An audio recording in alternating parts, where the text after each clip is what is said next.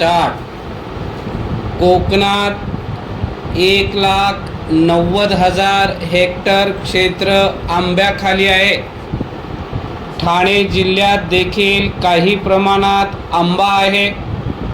महत्त्वाचे म्हणजे यामध्ये 80% हापूस या जगप्रसिद्ध आंब्याची लागवड आहे.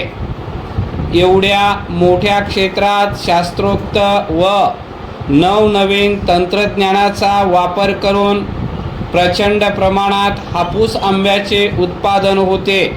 परिच्छेद. रायगड जिल्ह्याचा विचार करता सुमारे 47,000 हेक्टर जमिनीवर आंबा लागवड असून सुमारे 14,500 हेक्टर प्रत्यक्ष उत्पादन क्षेत्र आहे. कोकणातील इतर भागात औद्योगिकरणामुळे आंबा लागवड नाममात्र आहे. परिच्छेद. कोकणातील बहुतांश म्हणजे 75% आंबा हा नवी मुंबईमध्ये ठोक प्रमाणात विकला जातो. त्यामुळे आंबा उत्पादकांना सर्वस्वी दलाल वर्गावर अवलंबून राहावे लागत आहे. यातील काही टक्के आंबा हा शासनाच्या कृषी पणन विभागामार्फत तसेच खाजगी निर्यातदारांमार्फत परदेशात विकला जातो. तसेच वर्षानुवर्षे सुरू असलेल्या पूर्वीच्याच प्रचलित पद्धतीनुसार दलाल वर्गाच्या मक्तेदारीने आंबा विक्री होते व त्यामुळे आंबा उत्पादन शेतकऱ्यांसमोर अनेक समस्या आवासून उभ्या आहेत. परिच्छेद. सध्या मात्र वातावरणातील बदलाच्या तालावर नाचून कोकणाची ओळख असलेला हापूस आंब्याची पुरती दमछाक झाली आहे.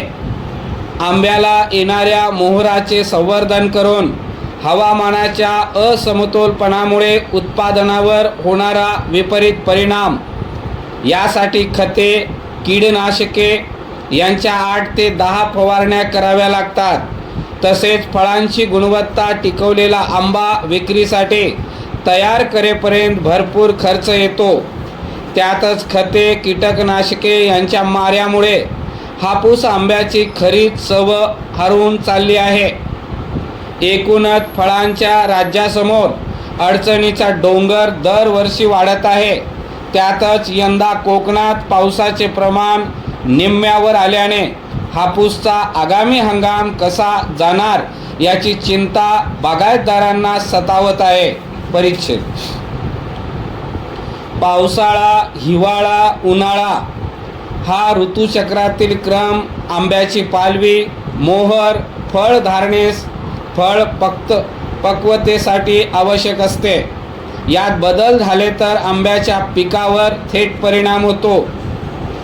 आंब्यासाठीची खते, कीटकनाशके यांचा दरही जास्त असतो. एकदा झाडाला सवय झाल्यावर या गोष्टी टाळता येत नाहीत. एखाद्या वेळी कीटकनाशकाची फवारणी केली व नेमका अवकाळी पाऊस आला तर यातील बराचसा खर्च वाया जातो.